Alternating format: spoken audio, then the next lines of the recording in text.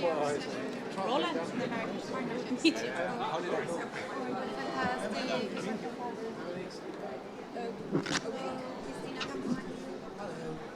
Christina, did you say? Yes, from WBEC. Hello, nice to meet you. Yeah, I think the whole thing has been meaning for us to meet. Oh, well, Here we are. here we are. I need one or 2 minutes. Awesome. We're good.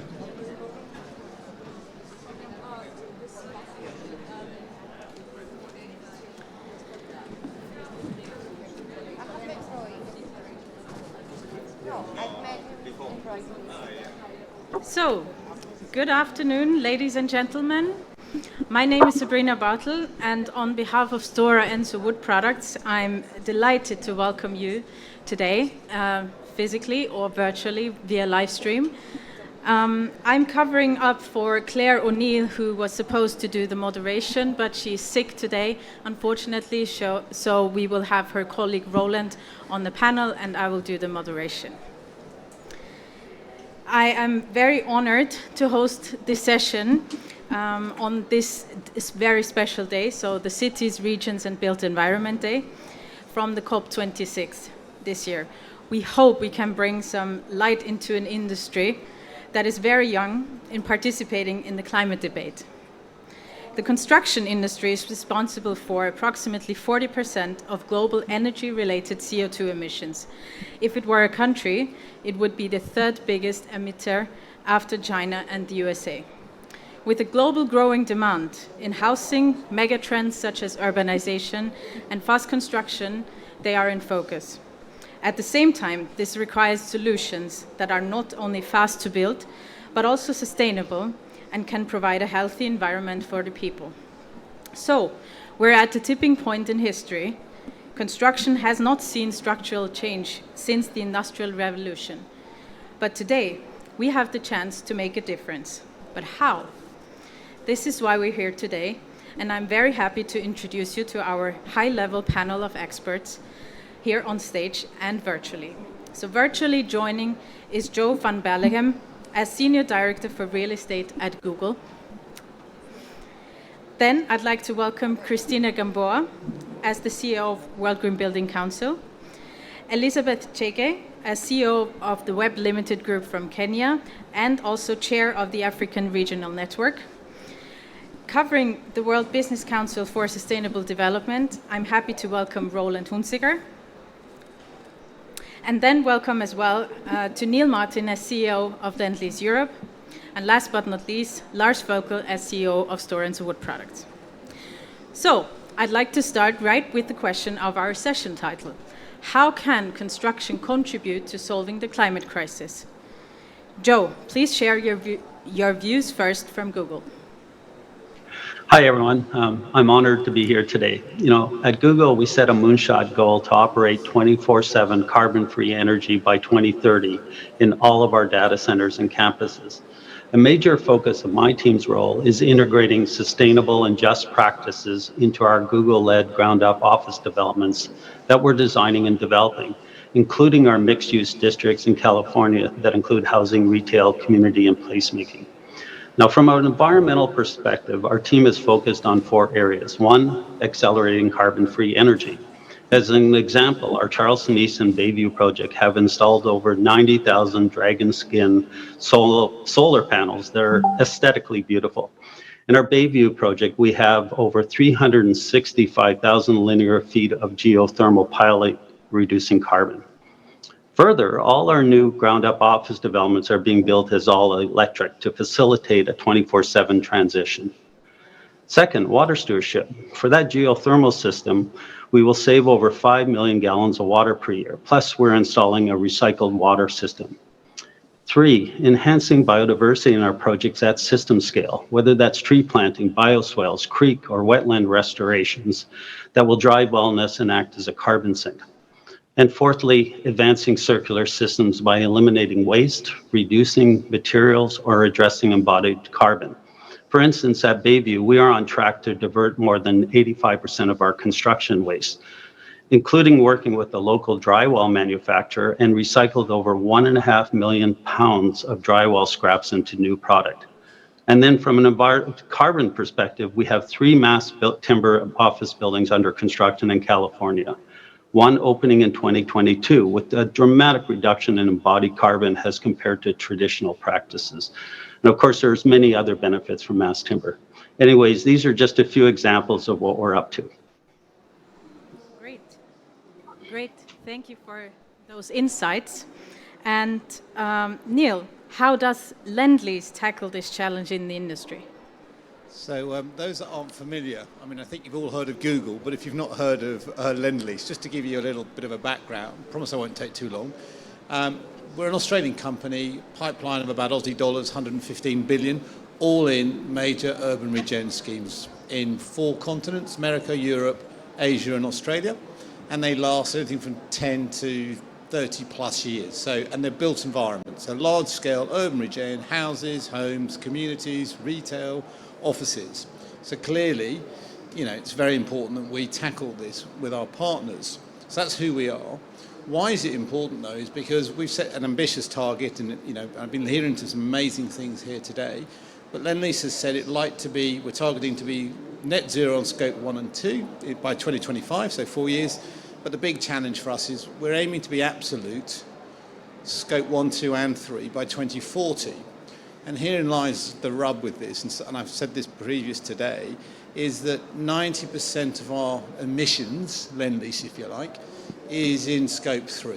Right? And in scope 3, you've got to think about the products we use, so aluminium, concrete, timber, glass, and then you've got to think about the energy that our customers use, so homeowners, offices, retail. And while we don't own that, we create that. So we're both a developer, contractor, investment management, and investment management. So we basically develop, build, fund it, and manage it. And if the built environment is 40% of global emissions, right? Big problem. Therefore, we're in an industry that's a big problem. So we need to be a big part of the solution. And scope 3 is where I think the jackpot is, if we can get there. But we won't Lend-Lease, as good as we think we are and, you know, as big as we think we may be, we're not going to get there without working with people like Storenzo. So, you know, I'm sort of, you know, giving a flag, and with Google as well, because we're working with Google over in San Francisco. Whether you're a client in the case of Google or with Storenzo here, you can only work with them by finding new ways to build things with different products. That's going to be the trick. So whether we use timber, and if we use timber and replace a ton of steel or a ton of concrete with a ton of timber, that's a 1.5 ton reduction in carbon. So it doesn't take a lot of maths to work out. Clearly, we've got to get on with timber. Doesn't mean we're not going to use steel and concrete, it's just how you embrace it and use it. So I think that's what construction's challenge is how we actually collaborate. And it's, you know, great to work with Google. Lend-Lease Americas are working with Google on 3 huge schemes, you know, about whole life carbon. It's great to work with Storenzo here. We've got other partnerships, Responsible Steel, as we try to find ways to remove that embodied carbon, because that's going to be the trick for the industry, and that's why I'm quite looking forward to this panel. Yes, thank you. Lars, please share your views on this challenge. So firstly, I'd like to just echo what Joe and Neil have been saying. I think this, you know, this theme of this COP is all about acting now, and you can only really act if you are acting not only within your sector as industry leaders, so Google is an industry leader, Lend-Lease is an industry leader in construction and development. We are an industry leader for renewable materials, but the only way how we can really make a change is if we work together. So here in that case, Google wants to have sustainable buildings. Lend-Lease is able to make that happen, and we as Stora Enso, you know, are able to provide those sustainable wood engineered solutions from a sustainably managed forest. And only if we act together, take an initiative and not just talk about it, then I think we can make that change happen. And if I just dwell a little bit, of course, a bit biased on the wooden part, but I still believe that wood, as simple as it sounds, is still very much underrated, not enough discussed solution to this construction challenge. As Neil already said, 1.5 tons of CO2 are removed from the atmosphere for every cubic meter of wood. We also know that working and living in a wooden environment improves your health and well-being. We also know that investing into this industry will create jobs in rural areas close to the forest. There's many, not only environmental benefits, but there's real tenants benefits and also social benefits for creating jobs in the right area. Thank you, Lars. We've heard now insights from more of the end of the supply chain, a bit backwards. So Elizabeth, you're working for a consultancy for construction in Kenya. Do you have a view on how the industry can contribute to solving the climate crisis? Yes, definitely. Thank you, and I'm glad to be here. So the industry itself, especially looking at Africa, we have a great opportunity to start now. We haven't built 80% of the built environment that will exist by 2050. So this discussion around wood is very important, but we're very careful not to mention wood because it's very emotive. Back to the late Professor Wangari Maathai, who encouraged people to plant trees. Every time you talk about wood, people think about raw wood. So what we're referencing is engineered timber, and we'll also talk about CLT. So currently in Kenya, there's a CLT prototype, first one, that's in Kenya, that will be launched in December. But even to get the paradigm shift on the thought process of wood moving away from a country that's around 50 to 60 years old, the process was that people are thinking about cement and steel as modern buildings. So we still have that paradigm shift to really get people to understand that engineered timber, commercial forests, as you mentioned, we would start planting them now. But also it gives the green jobs. And land is another emotive element in Africa. So combined with all this, nonetheless, the long-term strategy is that net zero carbon must be met. Jobs must be available.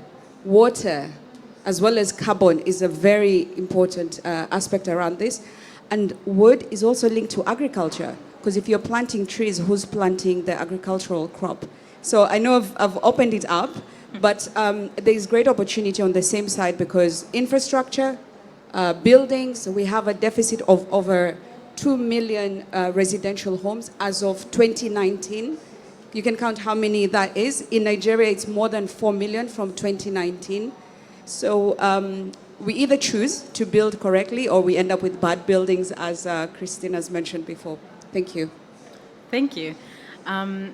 As you were talking as well about this paradigm shift, I think this perfectly transfers our talk to the World Green Building Council. So, Christina, what is your organization recommending? Well, I think the nice thing we've seen at this COP26 and that we're seeing in this panel, it is about deep collaboration. So actually, I am not recommending. We are recommending. We're hearing one voice, one ambition after several years, and it's a time to say that we're rising to the challenge. What you have just described from Google, Lend-Lease, and Stora Enso is the deep collaboration that is needed at the business level. That deep cross-sector collaboration enables the needed market transformation. It gets the right demand signals. They're asking for disclosure, transparency, right, performance, measurement to get us to have the carbon accounting we need to drive forward business certainty in this path. But of course, with this, we need bolder regulations from government. So we need to scale up this sort of examples we're hearing today. And that's why today here at COP, we announced the upgrade of the net zero carbon buildings commitment from World GBC that now goes into whole life carbon. So that will give the right signal to, for example, these sorts of initiatives, because we're calling for front runners. The World GBC's net zero carbon buildings commitment is a front runner in the race to zero. So that's an important one, and we have 44 signatories of that commitment. So 44 companies with $85 billion in turnover is an important message that we're giving out today. That is real leadership. And of course, we're complementing this industry action with policies, with policy signals. So we have the Building Life project, and we're convening industry and policy leaders at 10 national European countries. We have here French GBC, HQE with us. UK GBC launched today its whole life carbon roadmap for the UK. And that means that we're behind the path forward. We need more political will in this sort of leadership. And I think with that combination of that unlocking that ambition loop is the way construction industry will step up with what we know is already good practice. Thank you for that. Roland, what does the World Business Council for Sustainable Development suggest to tackle this? Thank you for having me. And again, I'm here on behalf of Claire O'Neill, our managing director, who unfortunately was ill today. I'd like to pick up from what Christina has mentioned, the whole life carbon and the commitment that you have updated to include the full life cycle. So this is really good news, because as we say, the built environment is 40%, and for a long time we have talked about energy in one corner and about materials and industry in the other corner. But if we really are to decarbonize, then we need to look at that full life cycle. And I would like to talk a bit about the data and transparency that we need to do that.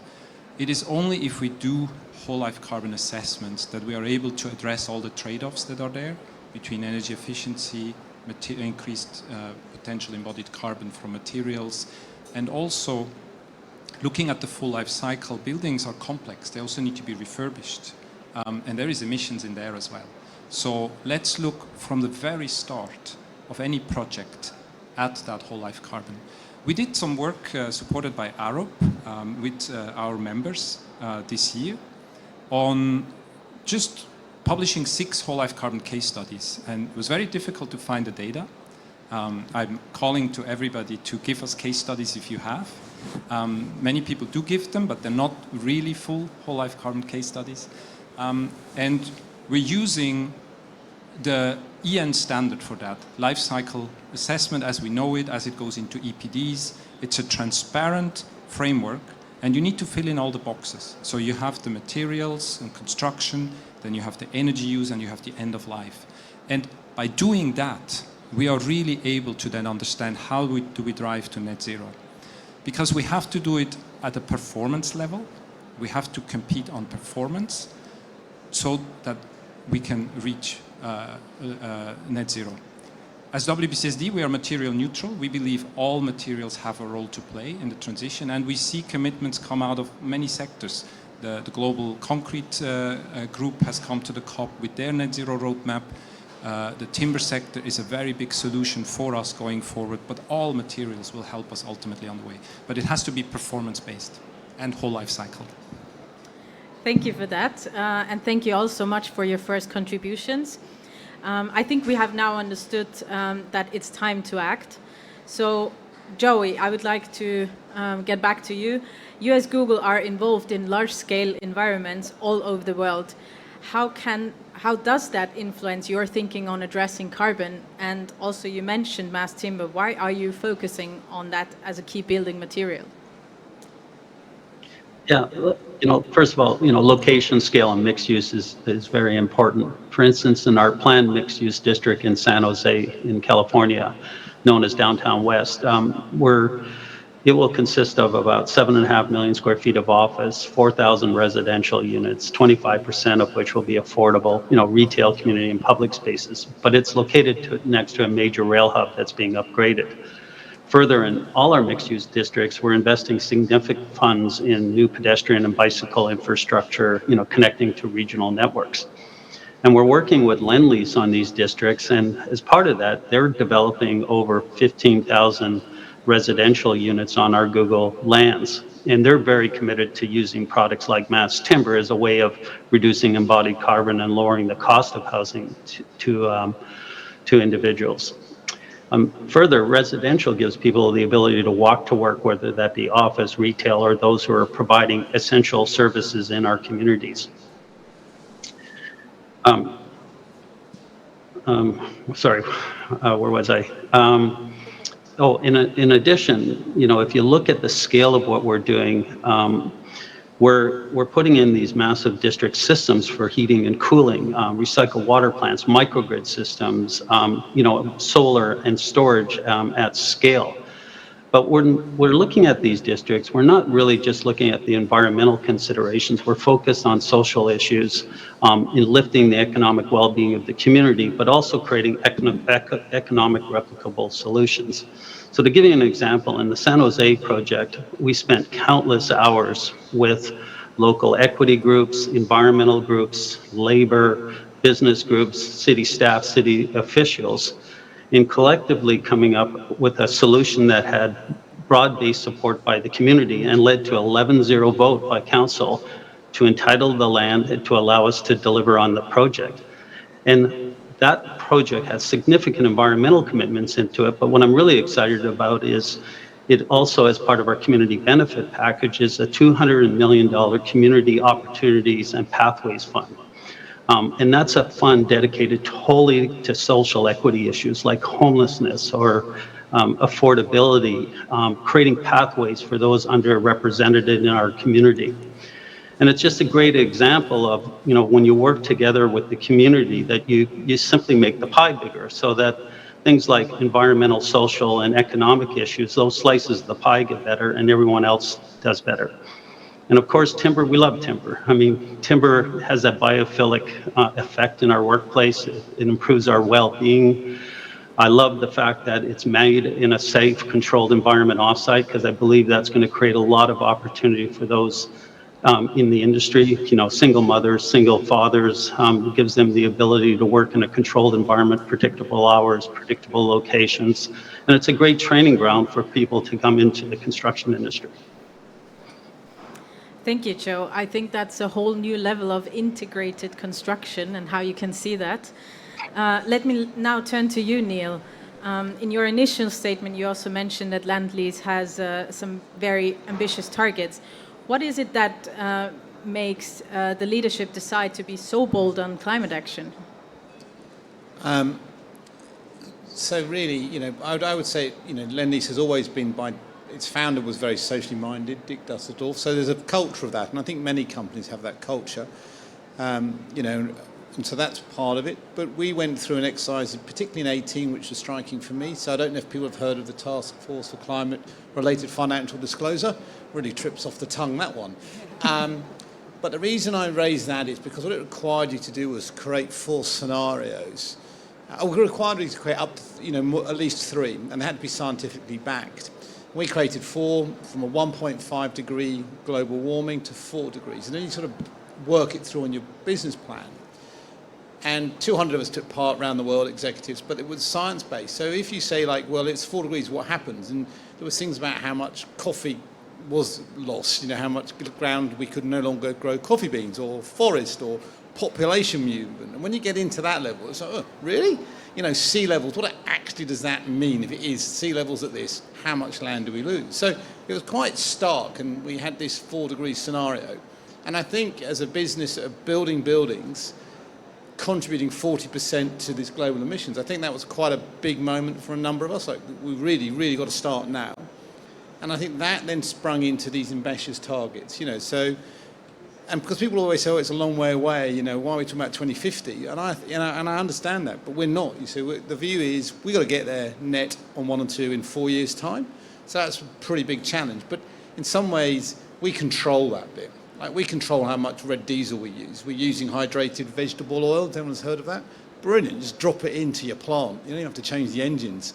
So that's 90% reduction. So there's things like that we can do. But we know, as I said at the beginning, 90% of our footprint, if you like, is stuff that we don't actually manufacture ourselves, or the energy we don't use. And I know it's important to measure, and I'm really keen about how you measure. But sometimes in the back of my head, I worry if we could spend too much time, and my view is we've got to get going. It's important that we get going.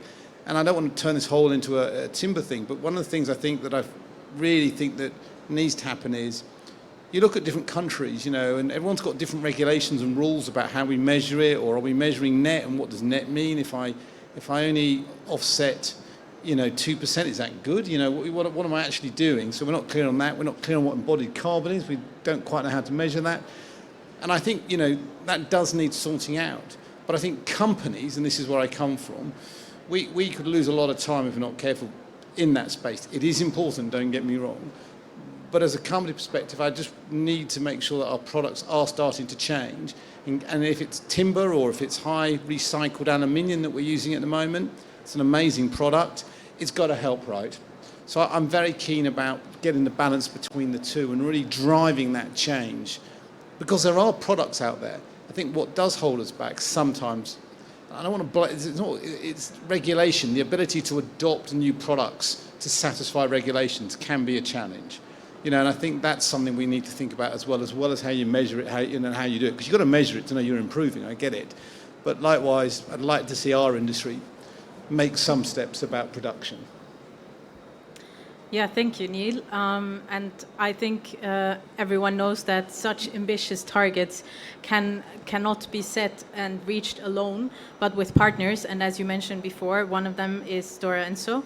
So what is Stora Enso's views on those ambitious goals? How can this be done in the future? So firstly, to also support Elizabeth when investing into CLT and also, you know, developing this as a local business and with local jobs and with locally sourced products, but also to talk about, you know, what Neil was saying, making it happen and not just wait for regulations, which of course would really help.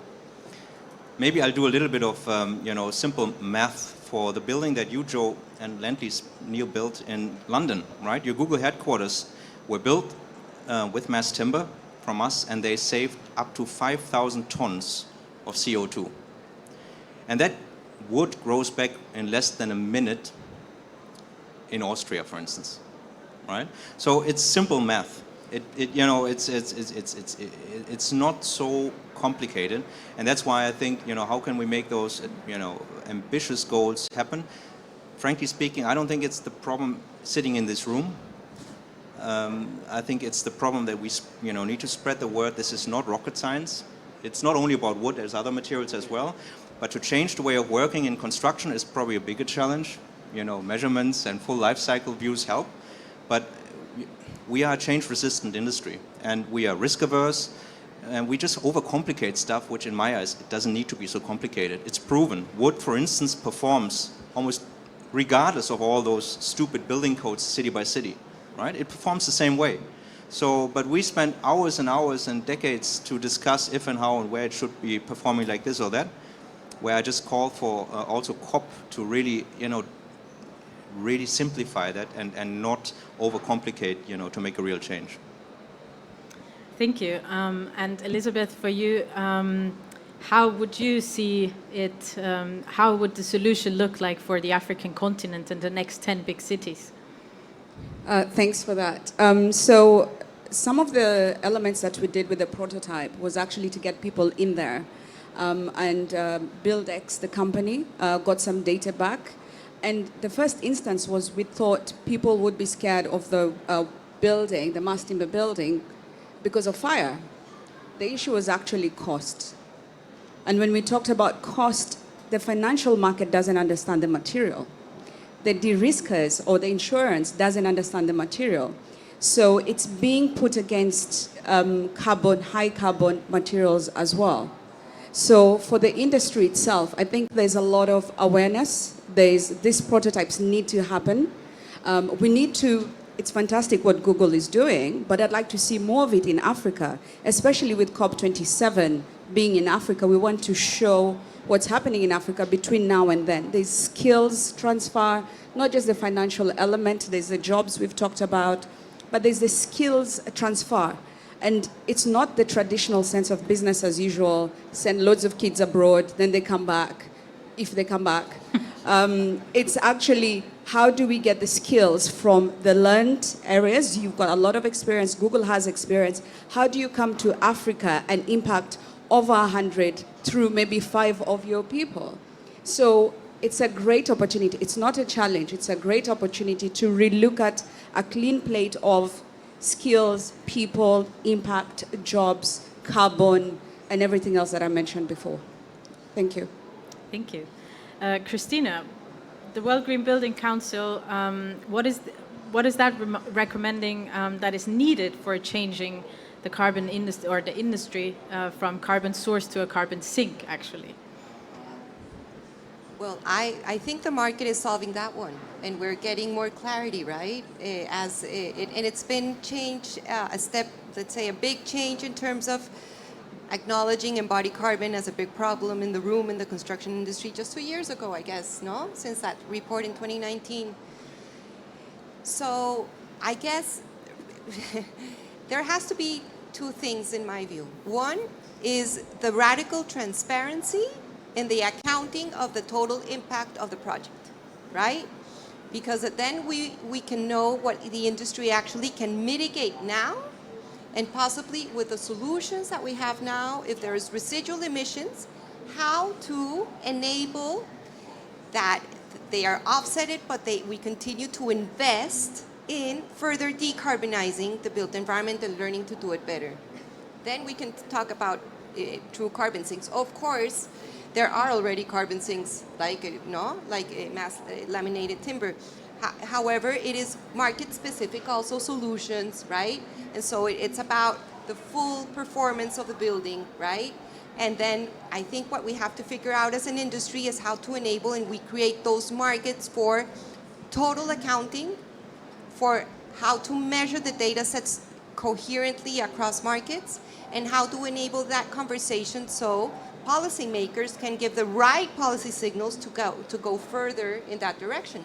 Like, for example, what C40 does with the Clean Construction Declaration. That starts, cities can then move further in terms of the procurement and help us decarbonize and not wait for big, complicated policies. So I would say that's a pathway that I envision. I know it's hard, it's a direction of travel, but this conversation is what it's going to enable us to scale up in the next few years and get to having emissions by 2030. Thank you. Roland, as part of the WBCSD, what are you recommending your members to make a change in the construction industry? Before I get to that, let me just quickly reply to the Sure. data issue and measurement. I'm not meaning that we should data crunch forever, but I think the issue is that the measurement of whole life carbon aligns everybody behind the same target. And while there is still issues around exactly which methodology to use, let's not keep that from making progress, but just be transparent about it. But it is really important because that helps us choose the best solutions from the supply chain. And maybe to your point, Elizabeth, if we then start adding the cost of that carbon, no matter how you put it, but many companies are starting to put the cost of that carbon next to it, it starts changing. You may not have a carbon cost in your market. Actually, most markets don't have it. In Europe, we have an ETS, but it's actually on industry. It's not on the final building where maybe it should be. There should probably be a carbon market that addresses that. And that maybe goes more to your question. It's about ultimately the design process, and to your point, how the industry needs to change for that collaboration. So the radical collaboration is among everybody. It's across industries, but it's very much along the value chain, so that the solutions you have or another material sector have, you can discuss them with those who design and ultimately those who pay for. Because a lot of the reductions in carbon from materials come from the choices you make and how you design them in a holistic way. Thank you. Thank you all for those very interesting statements. And since we've come quite far regarding the timing, I would like to ask one last question, official question, where I would need maybe a short answer from each of you. And that is, what is the one thing that needs to change now in order to make a difference and help solve the climate crisis? Joe, please go first. Yeah, Google believes companies should embed climate action in their products and services to drive decarbonization. So in terms of one thing, wouldn't it be fantastic if the entire building industry, developers, contractors, and suppliers signed on to an ambitious goal of embracing a 24/7 carbon-free environment by 2030. That way, the materials we use in building are carbon-free, how we build is carbon-free, and how the buildings are operated are carbon-free. Now, this would require a change of mindset from the industry of not focusing solely on first cost, but understanding this kind of systematic change would spur innovation and significantly reducing operating savings, making materials less expensive, how we build less expensive, and how we operate our buildings less expensive and benefiting the end users. And I think the entire industry could do really well from doing good if they put their mind to it. And the more that the industry joins in this effort, the better the economics will become, the healthier our planet and our communities will be. Thank you. Neil, what is your view? Yeah, very much like Joe, because I've been here all day in the Built Environment Day, and everybody, right, to a person, is aligned around taking action, making the stance, setting ambitious targets, and I just wish, my wish would be that atmosphere, you could bottle it, we go out, and we walk outside the doors, and lo and behold, our environment is in that place. But I sort of know that's not the case. And so I suppose my wish is that a number of us here today carry on pushing really hard and work harder together. Because if I'm in the supply chain, it's hard to change, right? It's expensive, it's difficult, it's awkward. Where's my supply? Are my customers going to buy it? We need to give them that confidence. So big companies like ours, and Joe's just said that, store owners, we've got to give them that confidence. They've got to change, and we will use their products. We've got to help them to change. That's what I think, what I'd ask for is, everyone here today to continue push and be bold, be brave, because without that, I just, it's going to be even harder than it already is. Yeah, that is correct. Lars? To build on what you said, life cycle-based assessments of buildings that are fair and comparable. If that becomes relevant, we make a big step forward. Thank you. Elizabeth? I think for my part, definitely will be on the part of, with Africa itself, having the finance in place. There's percentages of finance that's talking about this 60-70% will be resilient finance. We haven't got time for that. It needs to be 100% because with the right finance, we see a huge difference in Africa. So I'm looking at finance and the insurance companies. Thank you. Great. Christina? Yeah, I think we're taking that on from other sessions that we heard today, huh? Oh my, I think one thing that's in my bucket list is really asking that the finance community asks whoever they fund in this sector, that they open up true accountability, their portfolios, that they show their leadership in carbon accounting in a fair, transparent manner, and that we ask insurance companies to help us step change to future-proof, right? And get all the money that needs to go into the infrastructure sector, be aligned with systemic thinking and delivering solutions that are good for people, but have their carbon accounting sorted. And that brings on the fairness, the transparency, the accountability. That's what needs to change, and for that to happen, it's collaboration. We don't. It's not carrot. It's not stick. Sorry, no. It's not a penalty, but we do need to stop funding bad infrastructure. Thank you. Roland? We need more Googles and Microsofts and Facebooks who really are pushing the market to deliver better buildings, because ultimately it's also a demand side issue. Such a fragmented industry. And so this is a call to basically WBCSD member companies. We have such a big footprint as a global network. All companies take net zero targets, and the buildings they occupy, the logistics centers, the supermarkets, everything they run is part of that. And I think the accounting is happening at the moment. So also from the commitments from the finance industry, when you look at the asset owners, they're currently taking those commitments and what does it mean for our real assets. And I think that's how we create and that demand. And we need to all start doing that today. It's really that demand that has to happen. And maybe also in Africa, in Asia, where all our companies have also a footprint. Let's face it, we're still building these steel and concrete skyscrapers where we shouldn't. we exported the design from Europe to tropical countries, and I think we need to find a different way of building with more local materials, more what is around, and especially adapted to that climate, and not closed boxes and an air conditioning to cool down to 18 degrees. So it needs a massive change, but I think we can really start, and Joe is smiling because his company is driving that. We need more of your companies to mobilize. Thank you. Yes, I couldn't agree more to that. Dear guests in the audience, if you have any questions, we have now time for a few. Could someone maybe go with the microphone? Neil, can we borrow your microphone? Oh, sorry. There's a scar. Thank you. Hi, everyone. Thank you for this interesting discussion.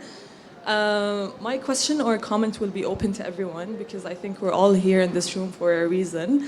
And I would appreciate your insights. I'm currently working on a very exciting project in Saudi Arabia. We're building a city from scratch that's going to be the size of Belgium. It's called Neom. And Neom is going to be a home for more than 1 million people. So we're talking about massive infrastructure, a massive built environment, and our goal is to be carbon neutral by 2030 and then carbon negative thereafter.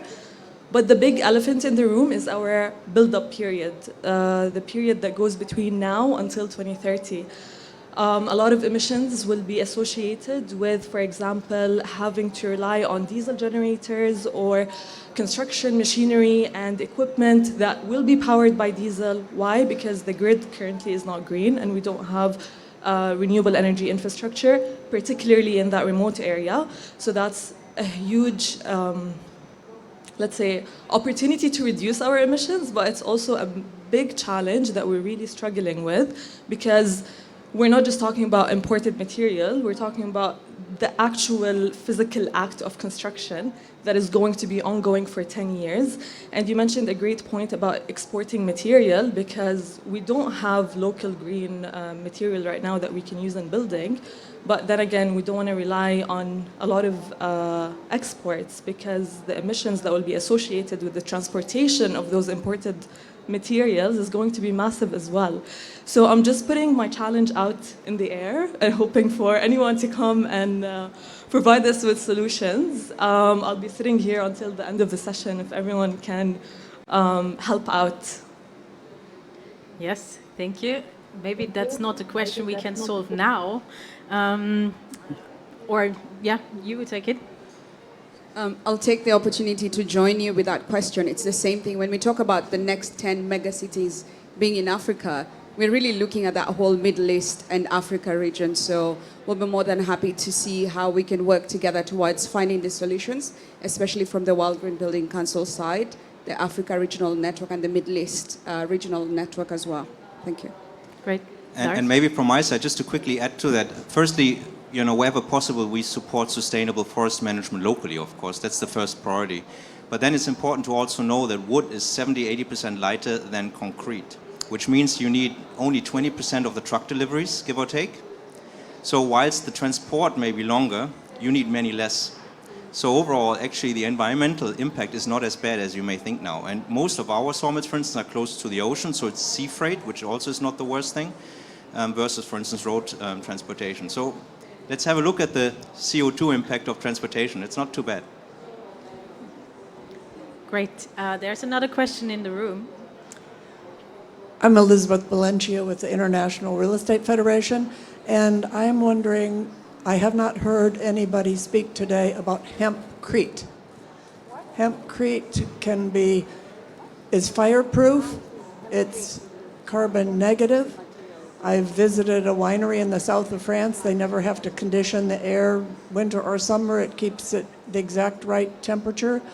It's been used extensively in history. It also offers agricultural opportunities for the local community. It can be developed and created locally. And hemp is also a very vertically integrated property material that can create paper and textiles and CBD, pharmaceuticals, nutraceuticals. China has the rage on the vertical integration of this, but why not? Who wants to take Well, it? I guess firstly, since I'm probably the most biased ones towards wood, I think it's very important that we're looking for renewable materials, whatever and wherever they come from. And today, in Europe, less than 5% of all buildings are made, for instance, from wood. And so we all have room to grow. This is not one company within the timber industry against each other, and this is definitely not one renewable material against the other. There is full support for whatever renewable material we can use. We just have so much room to grow, but we don't fast enough. Neil? Yeah, I would pick up on both questions. I think the underlying question's the same with both. So, there are solutions to using red diesel. Don't even have to change the engine. There's a drop in fuel. There's telehandlers now that work off batteries, right? So we've got these solutions. We're using these solutions. So slightly, we've just got to get better at sharing. Hemp, I'm not familiar with, but there's many products out there that we're just all of us collectively aren't familiar with. Like high recycled aluminium. It's an incredible product. Glass recycled. There's so many things that are going on. And part of the challenges you hear today is somehow we not quite all joined up with all the great benefits of these products and how we use them. So there's a big challenge there. And I think also plays to another point, which is it's not sometimes our own domestic rules and regulations get in the way of us adopting things. And I think that's a challenge that governments really need to pick up. Roland, did you want to add something? I especially was intrigued by your question on NEOM and also the 10 or many more megacities that will go up in Africa. I think you start in the right way. You're setting yourself this ambition and these targets. You may not know now how you get there, but I think that's where it starts. Because again, it's the only way you then ask those questions to those who can bring you the solutions. So by starting there, probably you need the best consultants you can have, or maybe a group of them. There are many of them who really understand this fully. And then why not, maybe if you want to make it a flagship, assemble a bit a larger group, because we are all biased. So if you just work with one, you will get that solution, but maybe assemble a bit a larger group. So why not in WBCSD, we have companies from all along this value chain. Maybe there is a conversation we can have, starting from your ambition. Well, how do we actually do this in different markets? That would be quite exciting, actually. Great, thank you. We have more questions in the room. I just wanted to mention that there is also, for the virtual audience, there's the Slido code. Maybe we can shortly show that on the screen, at least for those joining virtually, that they can enter questions online. And then please, you're next. Thanks for the great discussion so far. It's actually a two-part question. I have the impression that technologies and the opportunities, they are already there or well within development and so on. So we have all these great solutions. But especially in the building industry, as one of the hallmark conservative industries almost, it's very hard to transform it in this way. So it's not just about providing the material, but also about the architects, the standards, the knowledge for these groups, the city planners. So it's a lot of educational process, but also showing which are the promising opportunities there. So kind of as a question, how to approach that side, to kind of move this far quicker than just sort of having in 10 or 20 years time some standards emerging there. But also, in my impression, the skill set for actual construction workers really changes a lot, because it's more complex building materials and so on. So it's not anymore kind of almost a hallmark job of sort of unskilled or blue-collar workers, but you suddenly need much higher educational levels on the construction sites. So whoever wants to address one or both of these questions. Thank you. I'll take some part of that comment, especially around standards. One of the issues we have with the standards is they're outdated by the time you're using them. But we have professionals who are stuck with using the standards because of regulations. And that's the issue we have in Kenya, in Africa. There are projects being designed now that will be ready in 2025. There won't be net zero carbon, definitely, because they're using outdated standards. But then if we wait for the regulations, that's going to be another so many years. So it is actually this group, us, to really rein on, and that's why we keep talking about finance, putting that text of performance, transparency, that can actually twist that dial. But also the professionals need to sit at the table and know that they have a handprint element, not just footprint. The handprint impacts on carbon in other areas as well. Thank you.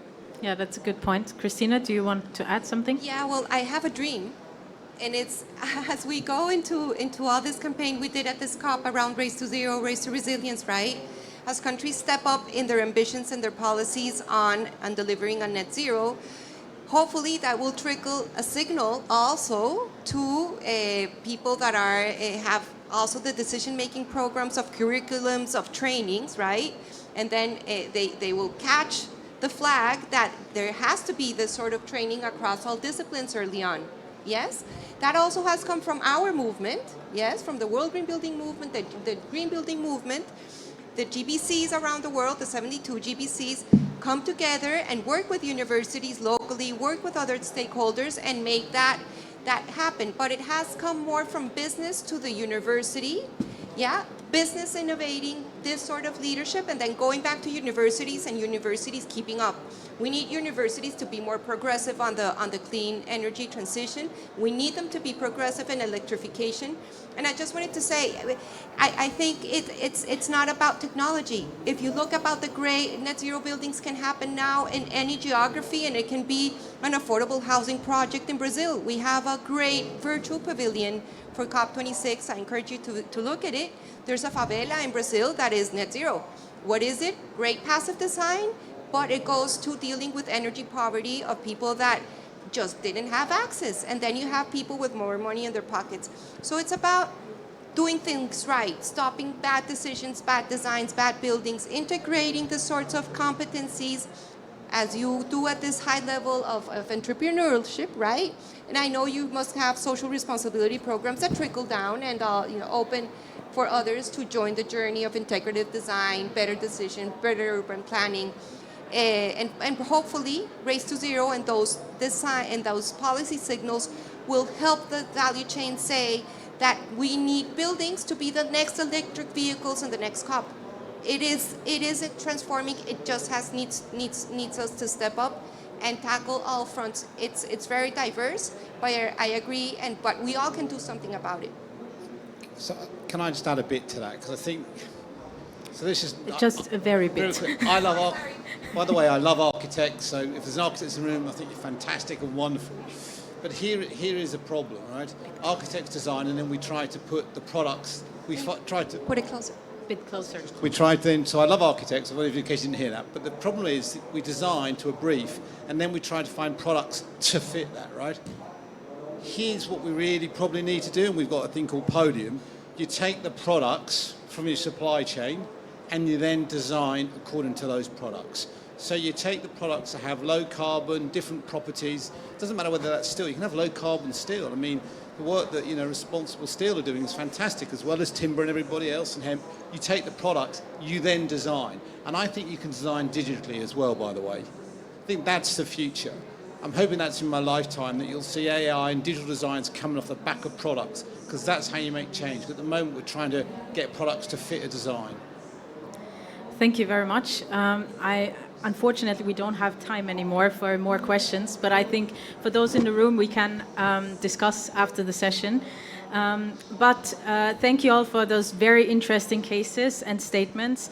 I think I would take on with me two main points that you all made, and I think you can all agree on, is that the national and subnational governments around the world need to adopt a life cycle approach to the reduction of emissions from buildings and ensure that embodied emissions get addressed from the early stages of planning and building design.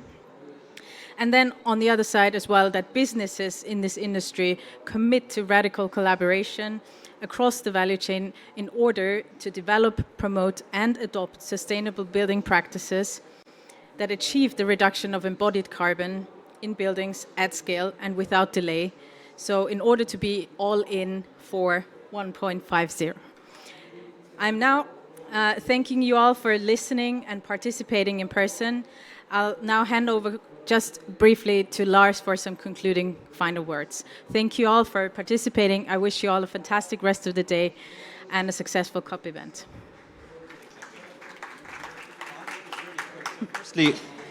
Firstly, I think that this was an engaging panel, but maybe a little bit of a boring one because we were quite more or less on the same page.